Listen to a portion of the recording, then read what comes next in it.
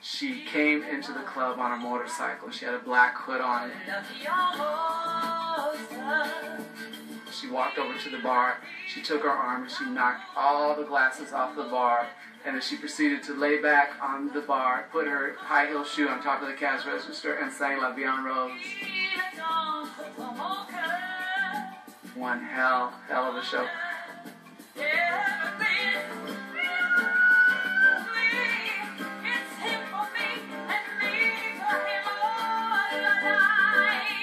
You put her on a stage, you give her a couple cones, and she will deliver the most sensational live show you'll ever see.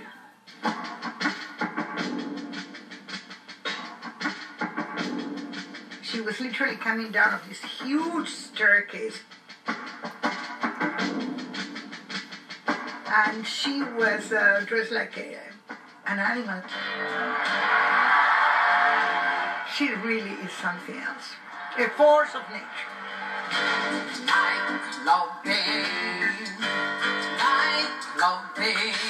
I love to give carte blanche to artists that I respect. I think those collaborations were magical. Grace was an underground star, but she still hadn't given her label a major hit.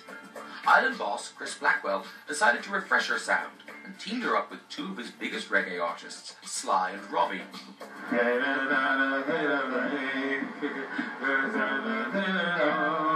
Chris Blackwell sent a message to us that he wanted us to see us, so we went by his apartment. So he told us about this girl. She's a Jamaican, that's what he said, and she's a disco singer. It was quite a different approach from what her disco records were. But I just felt it could really work. The breakthrough came in 1980 with the album Nightclubbing, which included the single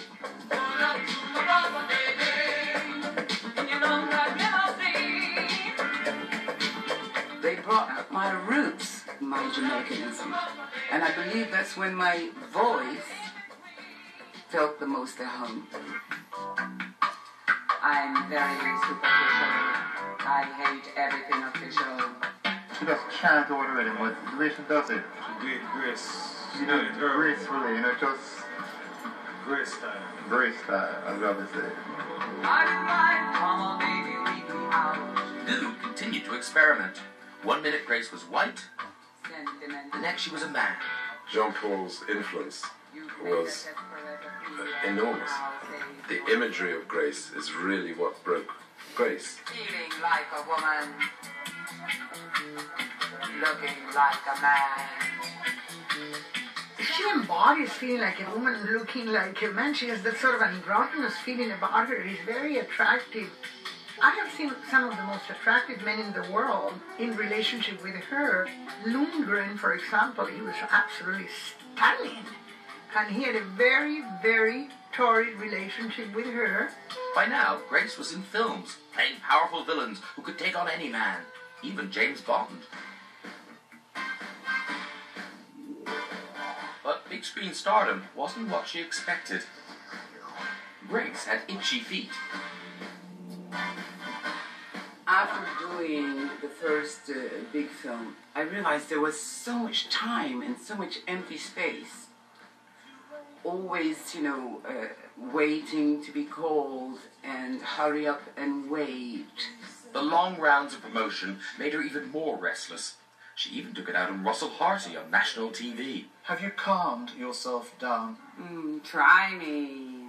Oh dear. Like that. Did you have a late night last night? No, I haven't slept in 3 days. That explains it. It's the beast in me. I don't know. It's just something in me that is impulsive. Oh, look at you. Hold. I just wanted some respect. Grace wanted to go back to music, where she felt she had more control. Thank God I've got the music. Because in all that space, I was writing music. I think I would have gone crazy and I would have hated acting altogether if I didn't have the music.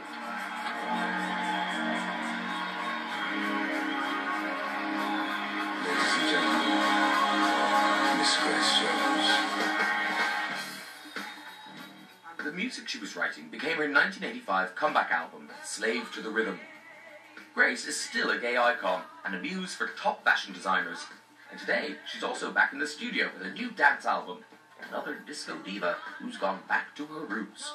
She marches to her own beat, that's for sure. I think she's in a whole category by herself. I think she's a queen of her own universe, and we're all her subjects.